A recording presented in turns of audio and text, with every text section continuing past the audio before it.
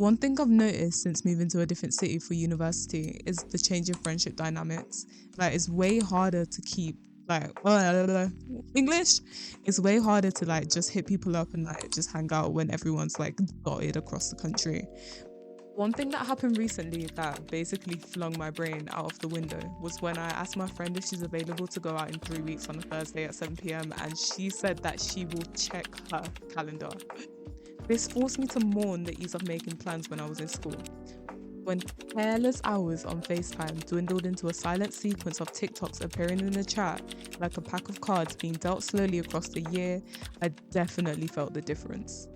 Amidst our divergent paths in life, it's easy to let our friendships fade. However, no matter how busy life gets, the vitality of nurturing your friendship stays the same. Part 1. Why? Why does it get harder to maintain our friendships? Imagine a spiderweb. Characterized by intricate threads that weave seamlessly amongst others, each silky strand is a delicate component for an arachnid's artwork. Some threads are stronger than others, yet no matter the strength, one rift can destroy the entire structure like fire ripping through Vaseline. Individual webs can also be joined with others to create an even more grandiose structure. This is how I envision friendships. The threads represent the essence of the friendship, and the grandiose web represents a friendship group. When you were younger, your friendship strength was more dependent on the strength of the friendship group. Whilst this kind of web is stronger due to size, the quality can be weaker as the structure is not solely based on your connections, but also on the connections of others.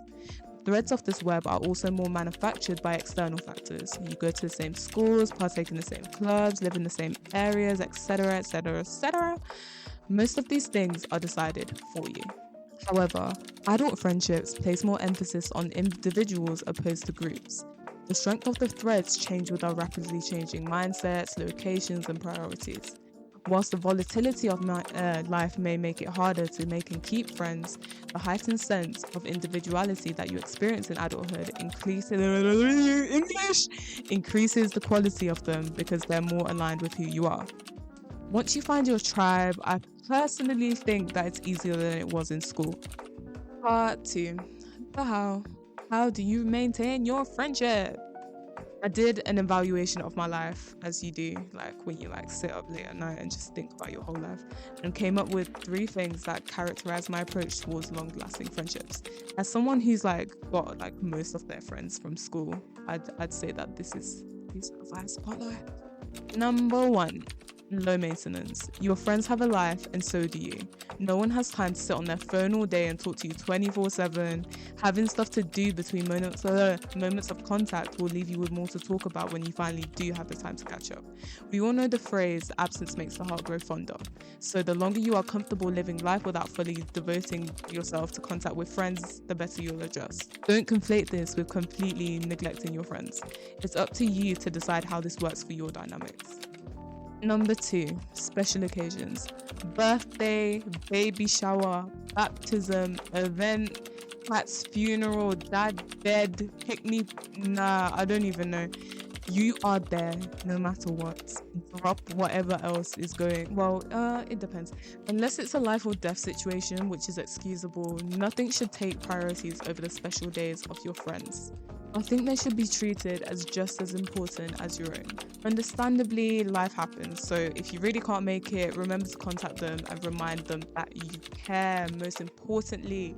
Number 3, message people when you thought of them. Whether you see something that your friend may benefit from in their careers or something that you know will make them laugh, send it regardless. You never know what kind of day they had or whether you could set them up with a future opportunity. Looking out for people in this way will always be appreciated, even if the memes that you send aren't funny at all. Part 3. The importance of friendships. Aristotle once said, profoundly, that friendship is like having one soul dwelling in 2 bodies, and I have no rebuttal. Various studies show that maintenance of friendships in adulthood positively correlates with well-being. In an area where mental health issues are compounding, they're more important than ever. As social creatures, we need connections with people outside of the hustle and bustle of life, not just for fun, despite that being part of it, but for a well-rounded quality of life. To conclude, as our time becomes progressively divided with like work, uni, whatever it is, it becomes easier to neglect the people who support you. You can shoot for the stars all you want in every aspect of life, but it means nothing without having meaningful people around you. We shouldn't forget that time is the most valuable of currencies just because it's an invisible form of capital. So that being said, try to spend as much of it as possible on loved ones as you do yourself. It's good for the soul. Until next time, Alicia, Theodore.